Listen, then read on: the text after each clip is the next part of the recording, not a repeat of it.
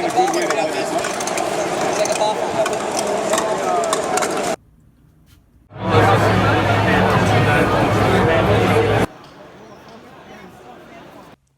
up guys, it's Cody with 3D Printing Technology.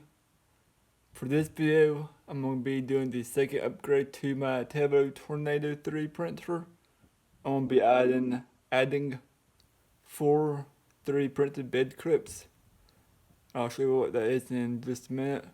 So I've designed these 3D printed bed clips in 123D design and 3D printed them in PETG filament.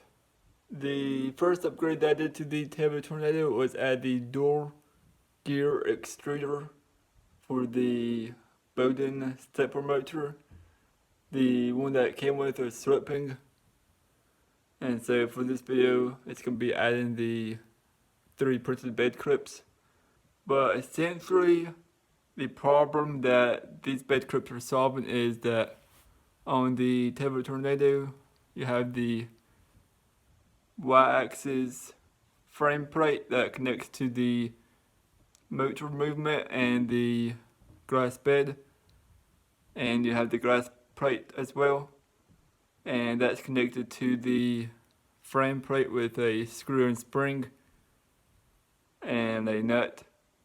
And when you go tighten the nut, the screw moves as well, so you can hold this nut in place and tighten the screw at the same time, and it doesn't give you an accurate way of leveling your bed. Yes, it will get tightened and in the ballpark range of where it's supposed to be, but it won't be as accurate as if it were a MK3S or Circuit 3 printer